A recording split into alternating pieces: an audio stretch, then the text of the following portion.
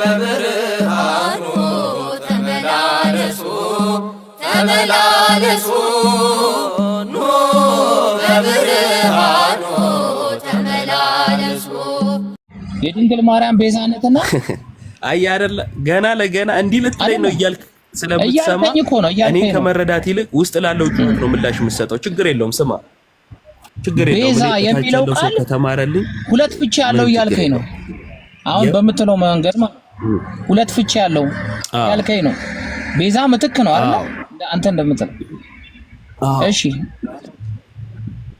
ምትክ ተብሎ ይፈታል፣ ስለ ተብሎ ይፈታል።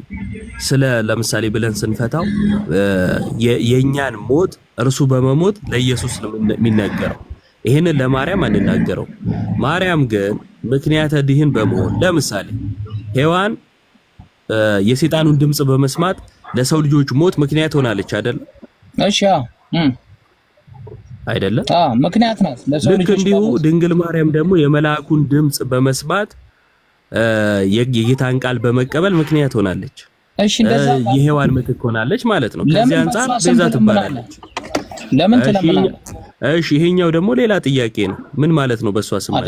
አይደለም አሁን ለምሳሌ በስሜ የምትለምኑትን ደስታችሁ ፍጹም እንዲሆን በሷ ስም ይለመናል እኮ። ምን ማለት ነው? ለምሳሌ አሁን ለምሳሌ ኃጢአቴን ምሕረት እንዲያደርግልኝ አምላኬን ለምኝልኝ ስህተት ነው።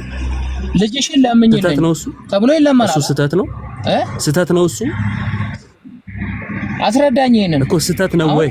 ስታስረዳኝ ስህተት ነው። እሺ ከየትኛው የመጽሐፍ ቅዱሳዊ ቃል አይደለም? መጽሐፍ ቅዱሳዊ ቃል አይደለም ይሄ እኮ። ከየትኛው መጽሐፍ ቅዱስ የሚለው አቤኔዘር አንዴ ከየትኛው የመጽሐፍ ቅዱስ ክፍል አንፃር ነው ይሄ ስህተት የሆነው? ከአዲስ ኪዳን በአዲስ ኪዳን ጥቅሱና እንየው ጥቅሱ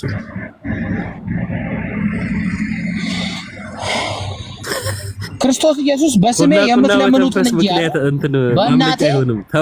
በእናቴ የምትለምኑትን አይደለም ያለው። እሺ ኢየሱስ ክርስቶስ ያለው በስሜ የምትለምኑትን ነው ያለው። በእናቴ የምትለምኑትን ብለናል። እኔ ሰማለሁ ምናምን አላለም ብሏል እንዴ? በስሙ አይለመንም ብለናል እኛ። በስሟ ትለምናላችሁ ወይ? በኢየሱስ ስም አይለመንም ብለናል እኛ። አይ ግን በስሟ ትለምናላችሁ እሱ ሌላ ነው። የኢየሱስን ግን እኛ አይባልም ትለምናላችሁ ነው። ቆይ አንዴ በስሙ ይለመናል ወይ? አይለመንም ወይ? አይለመንም ወይ? ይለመናል ማለት ነው። አንዴ አቤኔዘር በስሙ ይለመናል በለኝ። አይደለም አዳምጠኝ። ይለመናል እኮ ለሱ መልስ ጠኝ። ኧረ አዳምጠው ታዳ ዲ አቤኔዘር አዳምጠው ወይ? ጥያቄን ደግሞ አስተካክለው። ጥያቄን አስተካክለው። ገባ መጀመሪያ ጥያቄ ልክ አይደለም። ጥያቄን አስተካክለውና ደሜ ችግር የለውም። ጥያቄው ቀላል ነው። ግን ምንድነው መሰለ የሆነው አንዱን ሲመልስለት ላለማመን ስለሆነ ሌላ ጥያቄ ይደርባል እንጂ እዛው ላይ አጥርቶ ለማወቅ አይሞክርም። አጥርቶ ለማወቅ እዮባ እኔ ያየሁበት ያለው የሀገሬ ልጅ ነው። በነገራችን ላይ በአካልም የማገኘው ልጅ ነው። አረባክ አዳማ እንደዚህ አይነት ሰው አፈራች ነው የምትለኝ? እኔ እኮ ታዋና ሞና ነው ጥርስ ብልዝ ነው በልዝ ጥርስ አታየውም እንዴ? አዳማ አይደለም ወይ ከወንጂ ምናምን መጥቶ ነው ቶ ጥርሰ ብልጅ ነው። እና አንድ ቶፒክ ጨርስና ታዲ አንድ ቶፒክ ጨርስና ከዛ በኋላ በስሟ ስለመለመን ይመልስልሃል።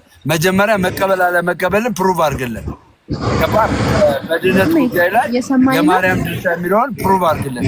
መቀበል አለ መቀበልን የመለሰልን። እሺ አሁን ሁለቱም አልንገር ኢዮባ ስማኝ። ኢዮባም አቤኔዘርም ስሙ። አልመለሰም። ጥያቄ አይደለም። አሁን በሁለታችሁ ማለት አንድ ነገር መደረግ አለበት። ኢዮብ እያስረዳ ነው አይደለ? አስረድተው ሲጨርስ ጥያቄህን ጠይቅ አቤኔዘር። አንተም አፋፉን አትበለው።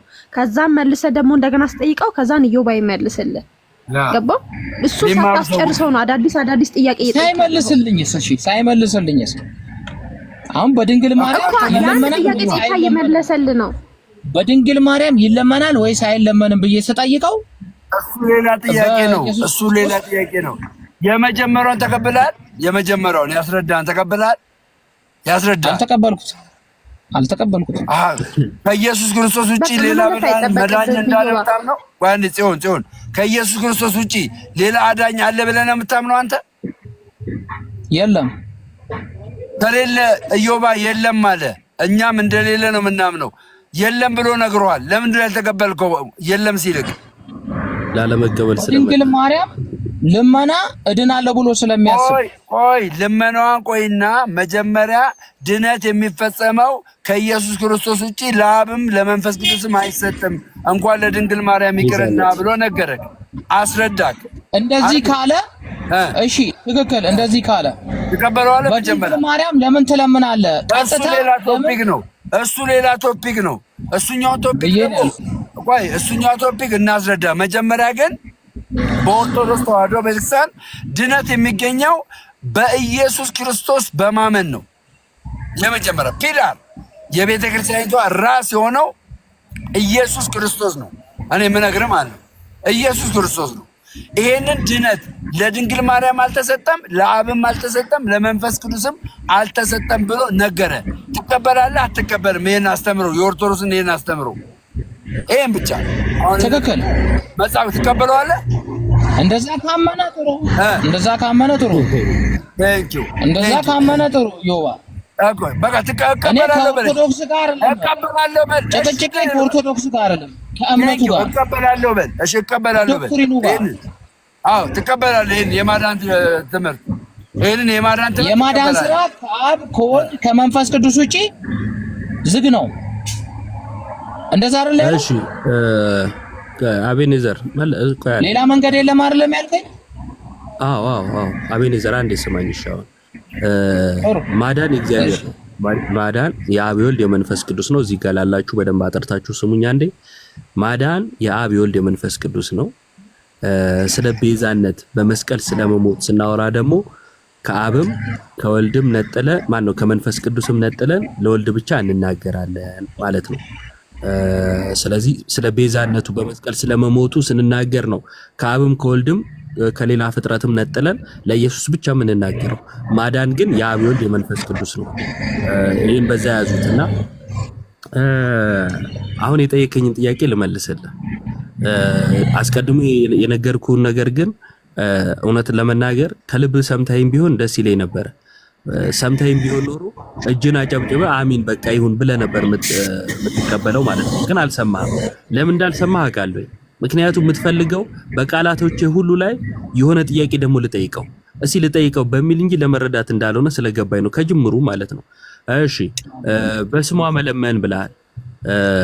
አሁን አስቀድሞ ይሄንን በኢየሱስ ስም ከመለመን ጋር የሚቃረን አድርጎ ማቅረብ ስህተት ነው። በስሟ መለመን ሳይሆን ማርያም ወይ ለምኝልን ብሎ ምልጃ መጠየቅ ነው። ይሄንን ከመጽሐፍ ቅዱስ አሳይሃለሁኝ። አስቀድሞ ግን በኢየሱስ ስም መለመንን የሚቃወም አይደለም። በደንብ አድርገን እንለምናለን። ጌታ ሆይ ማረንም እንላለን። ይሄንን እናገራለን። ጌታ ሆይ ማረን እንላለን። የጌታን ማዳንም እንጠይቃለን። እሱንም ቀጥታ መጠየቅ አይቻልም። ማረን ማለት ክርስቶስ እግዚኦ ማርነ ክርስቶስ የሚለው ቀጥታ መለመን አይደለም እንዴ? እግዚኦ ማርነ ክርስቶስ የሚለውን ከኦርቶዶክስ ውጪ ሰምተው ታውቃለህ? እመቤቴ ቅድስት ድንግል ማርያም ሆይ እሱ ጋር አትሂድ ለምኝልን የሚለውስ አቤኔዘር እሱ ጋር አትሂድ። መጀመሪያ ኢየሱስ ክርስቶስን እያስረዳው ነው። አይ አንዴዚህ አንዴዛ ስለምትዘል ለመረዳት ትቸገራለህ እና አንድ ቦታ ረጋ ብለህ ለመስማት ሞክር። በኢየሱስ ክርስቶስ ስም መለመንን አዎ እንቀበላለን፣ እናደርገዋለን። ወደ ኢየሱስ ክርስቶስም እኛ እንጸልያለን። ይልቁኑ ደግሞ ወደ ኢየሱስ አይለመንም የሚለው ፓስተርህን ሄደ መጠየቅ ከቻልክ ሄደ ጠይቅ። አይለመንም የሚሉ ስላሉ ማለት ነው። በዚህ ልጠቁም ያው ስለማታውቀው መሰለኝ። ለማንኛውም ወደ ማርያም እመለሳለሁ። ወደ ኢየሱስ ክርስቶስ ግን እንለምናለን። እግዚኦ ማረነ ክርስቶስ እንላለን። ጌታ ሆይ ማረን እንላለን። ይሄ የኦርቶዶክሳዊ ጸሎት ነው። ወደ ማርያም ስንመጣ እንደው በሌላው ልመና ምንም የማይደረግ ሌላው ለምኖ ኃጢአት ስሬት የማይገኝ ሌላው ለምኖ ምንም የማይደረግ መስሎ ከታየ ስህተት ላይ ነህ። አንድ የመጽሐፍ ቅዱስ ጥቅስ ላስነብብህ። እጅ ላይ መጽሐፍ ቅዱስ አለ? አላስኩኝማ። እሺ ጽዮን እጅሽ ላይ መጽሐፍ ቅዱስ አለ? እኔ አለኝ ለጥይሻለሁ። እሺ ያዕቆብ ምዕራፍ 5ን አንዴ እናንብብ። እሺ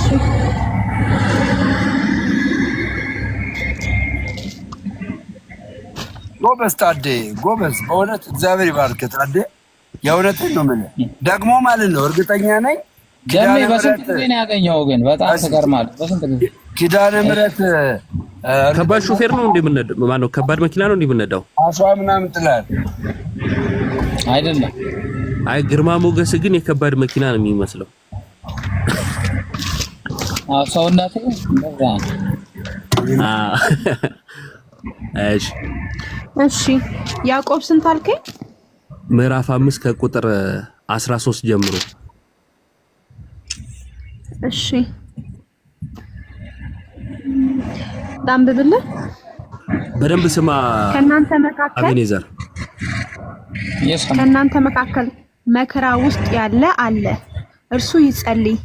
የተደሰተ አለ፣ የምስጋና መዝሙር ይዘምር። ከእናንተ መካከል የታመመው ሰው አለ፣ የቤተ ክርስቲያን ሽማግሌዎች ይጥራ።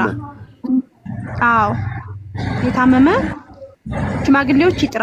እነርሱ በጌታ ስም መደበኛ ነው አይደል? ያንቺ ይቅርታ፣ አዲሱ መደበኛ የኔ አዲሱ መደበኛ ነው። 54 እንደሚያንበብ ለኔ ቃላቱ ራሱ ግራ ነው የሚሆንብኝ። አዲሱ መደበኛ ችግር ስላለበት ነው። ሶሪ ጋይስ 54 እንደሚያንብብልህ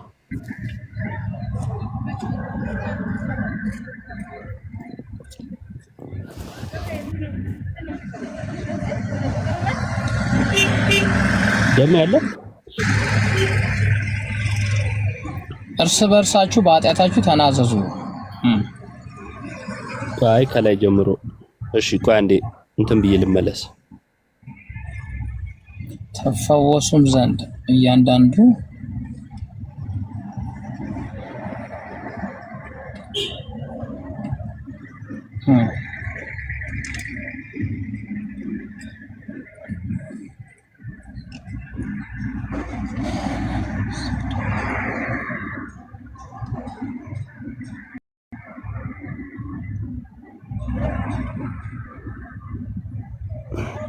እሺ ደም ያለ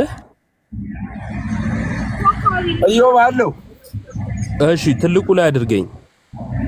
እሺ አዛ እንትና ነህ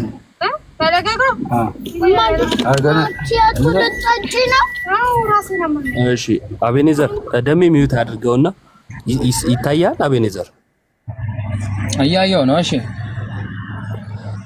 እሺ እንደዚህ ይላል ከቁጥር 13 ጀምሮ ከእናንተ መከራን የሚቀበል ማንም ቢኖር እርሱ ይጸልይ፣ ደስ የሚለው ማንም ቢኖር እርሱ ይዘምር። ከእናንተ የታመመ ማንም ቢኖር የቤተ ክርስቲያን ሽማግሌዎች ወደ እርሱ ይጥራ፣ በጌታም ስም እርሱን ዘይት ቀብተው ይጸልዩለት። ምን ይበሉለት? ይጸልዩለት። እነማ የሚጸልዩት ሰዎች የቤተ ክርስቲያን ሽማግሌዎች ያው ከላይ አለ እኮ። ከዛ ይጸልዩለት። ከዛ ቁጥር 15 እንዲህ ይላል፣ የእምነት ጸሎት ድዊን ያድናል፣ ጌታም ያስነሳዋል፣ ኃጢአትም ሰርቶ እንደሆነ ይሰረይለታል ይላል። በማጸሎት ወንድማችን በቅዱሳን ጸሎት። ቴንኪው። ማርያም ቅድስት ነች ታዲያ።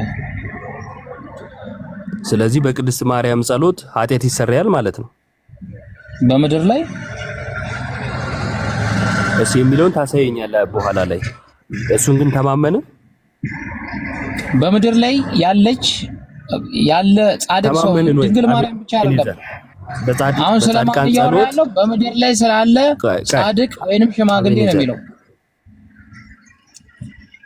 እሺ አቤኔዘር በጻድቅ ሰው ጸሎት ኃጢአት እንደሚሰረይ ተማመነ።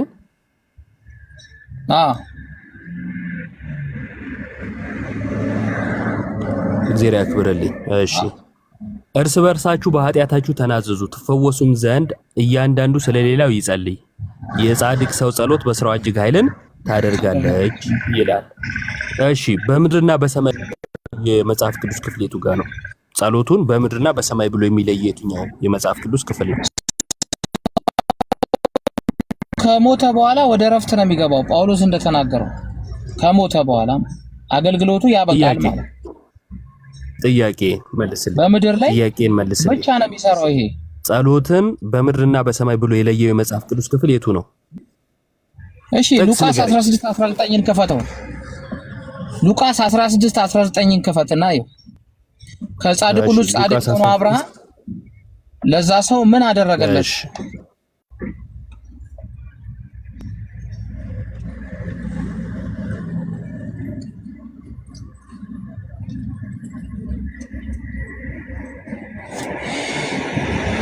እሺ ሉቃስ 16:19 ላይ አንድ ባለጸጋ ሰውና አልዓዛር የሚባልን ሰው ታገኛላችሁ የምትሰሙት። ከሞቱ በኋላ ያ ኃጢአተኛው ሰው ለመነው አብርሃምን። ሲለምነው አብርሃም ምንም ሊያደርግለት አልቻለም። ጻድቅ ሰዎች በምድር ላይ ብቻ ነው አገልግሎታቸው የምንለው ለዛ ነው። አብርሃም ለዛ ሰው ምንም ያደረገለት ነገር አልነበረም።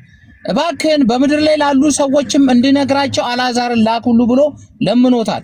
ግን ምን አለ? አላከም፣ አላደረገውም፣ አልመለሰለትም ማለት ነው። እሺ ምንድን ነው ያለው? ለጠየቀው ጥያቄ ምላሹ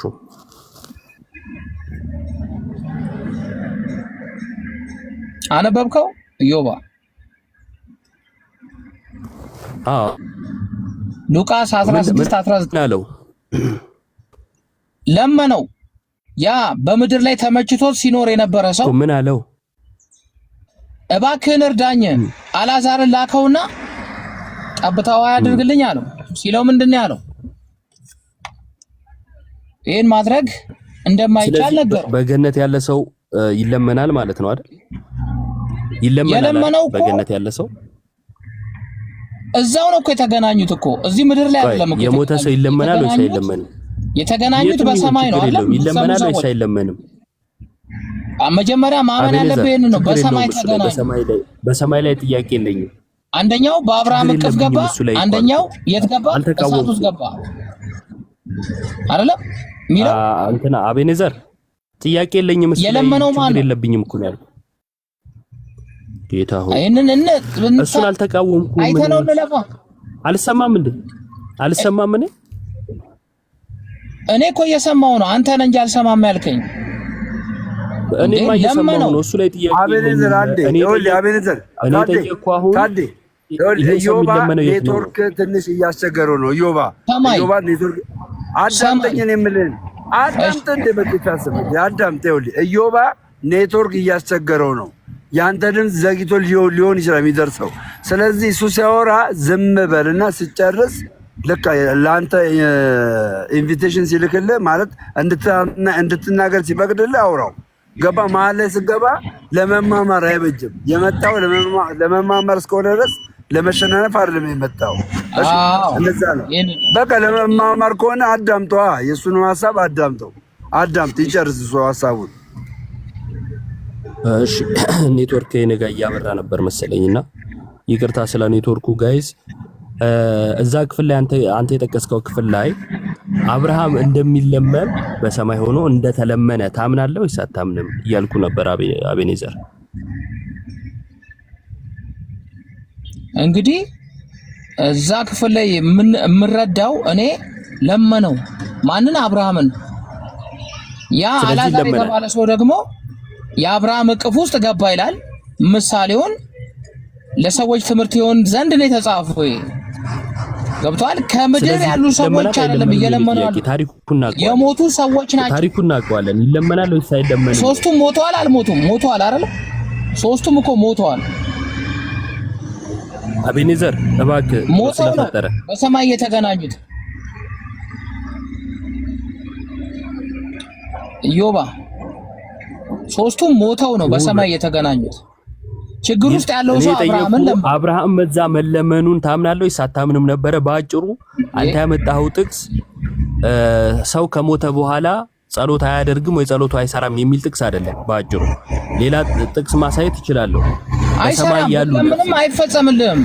ለማይፈጸምበት ምክንያት አብርሃም ለዛ ሰው አልፈጸመለትም። አልችልም ነው ያለው።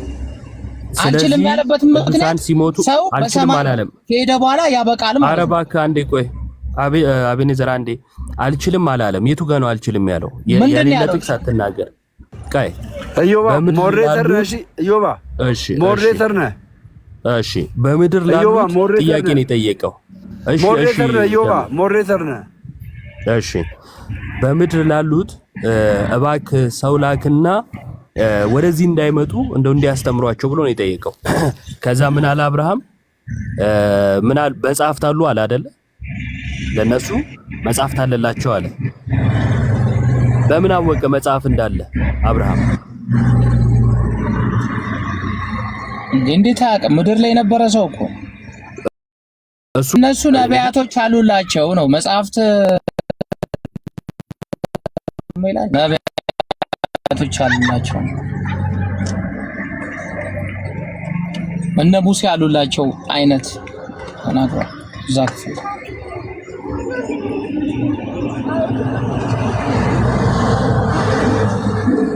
እና በሰማይ ቅዱሳን መለመንም አይችሉም፣ ወደ ረፍት ነው የሚገቡት። ስለ ሙሴ በምን አወቀ?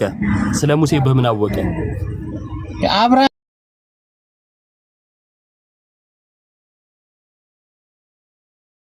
እና በምን አወቀ? ከሞተ በኋላ ያውቃል ማለት ነው በምድር ያለው አብርሃም ያን ሰው ረዳው አገዘው።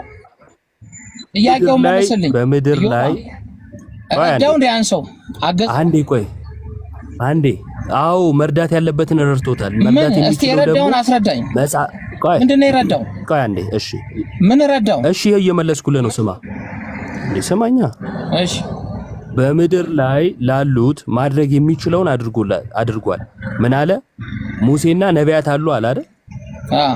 አቤኔዘር ስለዚህ እኔ ከዚህ ሄጄ አይደለም እዛው ያሉ ነቢያት እና ሙሴ መጻሕፍቱ ሙሴ ሲል ያው መጻሕፍቱን እንዲመራ ምክንያቱም ሙሴ ካለፈ በኋላ በመጻሕፍቱ ስለሚማሩ ማለት ነው። ሰው አንዴ ሚዩት አድርገው ወይም ድምጹን አጥፋው፣ ይረብሽ ድምጽ እየመጣ ነው።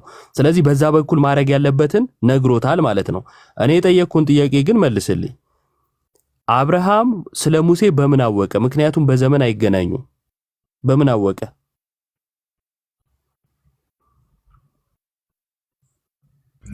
ሲጀመር አብርሃም ነብይ ነው ታውቃለህ አይደል? የጻድቆች ሁሉ ከሞተ በኋላ በምን አወቀ? አብርሃም እና በሙሴ መካከል ቢያንስ የ500 ዓመት ልዩነት አለ። እሺ ይሄን እንተማመንና አልረዳውም። ያን ሰው አይደለም ረድቶታል፣ አገዘው። በምን አወቀ? በምን አወቀ?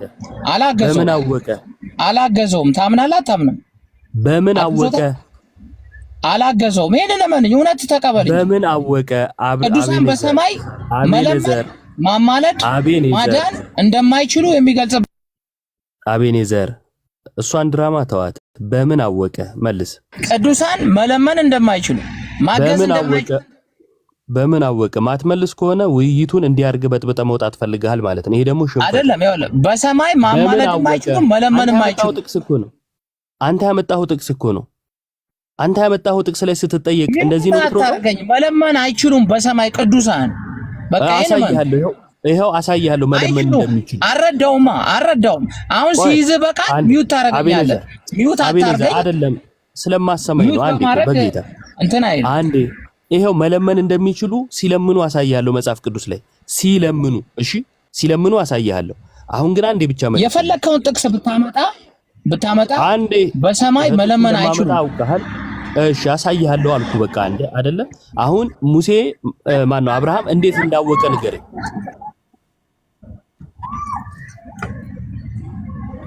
እንዴት አወቀ? እሺ አብርሃም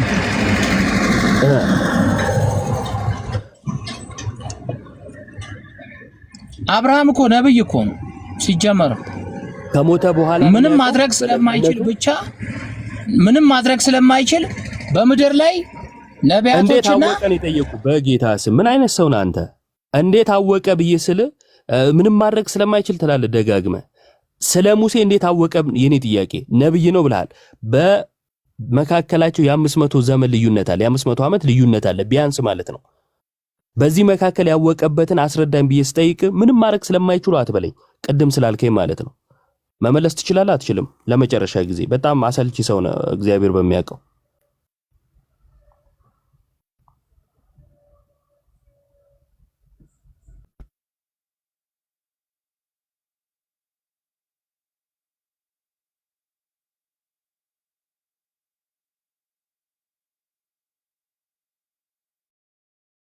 እግዚአብሔር የተመረጠ ጻድቅ ሰው ነው አብርሃም።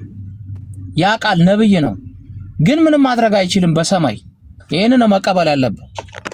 ነብይነቱን ተጠቅሞ አወቀ ወይ ነው ጥያቄ። የ500 ዓመት ልዩነት አለ ብዬ ደጋግሜ እየነገርኩ ነው። እሱ መንካት አልፈልግም። ቶኔ ምን እንትን አስባለኝ። እሺ የመጨረሻ አሳያለሁ ያልኩትን ቃል የገባሁትን ብቻ ላሳይህና ካንተ ጋር እዚህ ጋር አበቃለሁ። ምክንያቱም ለማወቅ ራሱ ገና ነው የሆንክብኝ። አላቅም ማለት ይቀድማል ለማወቅ ራሱ ማለት ነው ሰው። እሺ ለማንኛውም ራይ ምዕራፍ ተራል ወይንም ላለማወቅ ፍላጎት አለህ ማለት ነው። እኔ ማለት ነው ችግር የለውም አንብብልኝ። አላቀም እንደ አየሁ በቃሉ አየሁ። ቅዱሳን በሰማይ ምንም ማድረግ አይችሉም። ይሄንን ነው የጠየኩን። ማን ያወጣሁትን አንብብልኝ ጥቅሱን። አይለመኑም እነሱ፣ መለመንም አይቻልም ለነሱ። አረባ አንብብልኝ ያወጣሁትን። እሺ ሰው ሞት ስሙ ሞት ነበረ፣ ሲኦልም ያሰመርኩበትን አንብበው።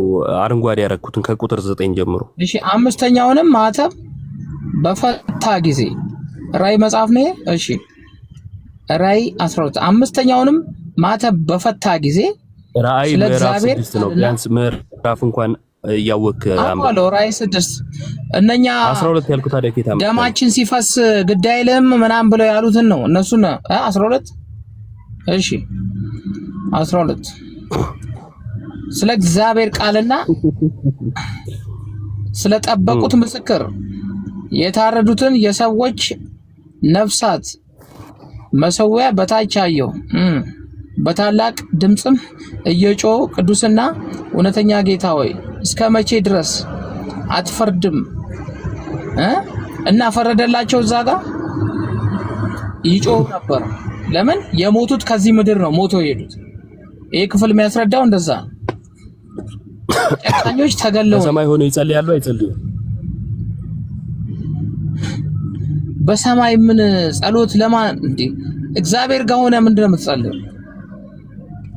ስለዚህ አሁን የት ሆኖ ምድር ላይ ምንጸልየው እኮ ምንጸልየው ክፉ ጨለማ የት ሆኖ ነው እየጸለዩ ያለው? በሚገዛበት ምድር ላይ ስላንተ አይደለም ነው ምንጸልየው። በሰማይ ማረፍት ነው ያለው።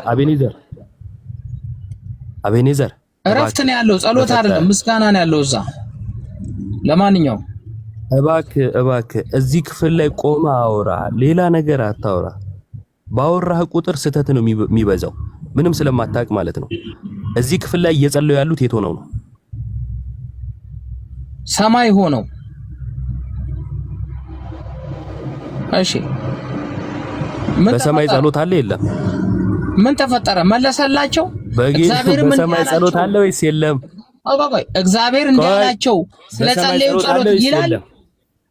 በጣም ትገርመኛለህ። ግን እውነቴን ነው። እንደዚህ ይላል። ና 591,000 ሰው ሰብስበ ቆይ ቀደም ምን ስትል ነበረ? በሰማይ ጸሎት የለም ምናምን ስትል ነበረ። አሁን ስትያዝ ደግሞ ያዙ ልቀቁኝ፣ አሁን መፈራገጥ ጀመርክ። አስቀድሞ እንደው በስርዓት እናውራ፣ ለመግባባት እናውራ፣ ለመማማር ይሁን እያልኩ ስለምን መለስከም ዕውቀት ስለሌለ ነው። ዕውቀት አይደለም እያወራህ ምን አልክ? በሰማይ ጸሎት ስለዚህ ይሄው ጥቅሱ ሲመጣ ምን ማለት ጀመርክ? ጥቅሱን ሳመጣልህ ደግሞ ተመለሰላቸዋል። ወይኔ ዮባ ለማንኛውም አሳይሃለሁ እዚህ ጋር ሁሉ በደንብ ይረዱዋል። በሰማይ የሚለመን ልመና የለም። ና ቆይ በሰማይ ጸሎት አለ ወይስ የለም? በሰማይ ጸሎት አለ ወይስ የለም? በሰማይ ልመና የለም። ለጻድቅ ምናምን ብለህ የምትለምነው ልመና የለም። የምታማልደው ነገር የለም። ሰው ሆኖ በአብ ቀኝ የተቀመጠው ብቻ ነው ይሄንን መስራት የሚችል። በዕብራውያን 7 ላይ እንደሚናገር እኔ ድንግል ማርያም ትለምንልኛለች ብዬ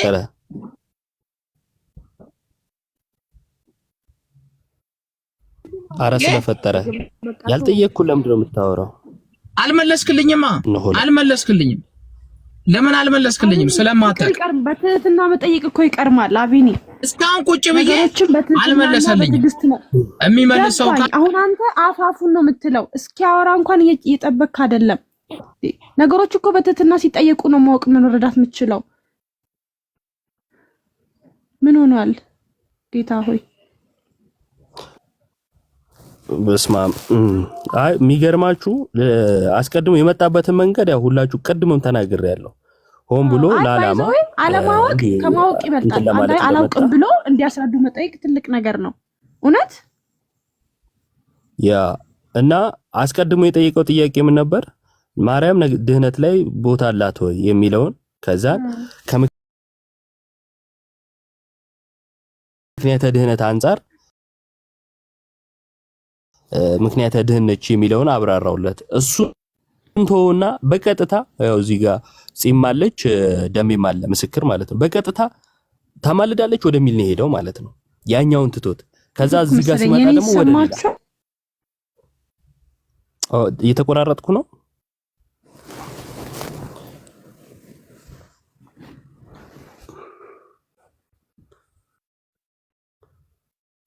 እሰማለሁ ጋይስ?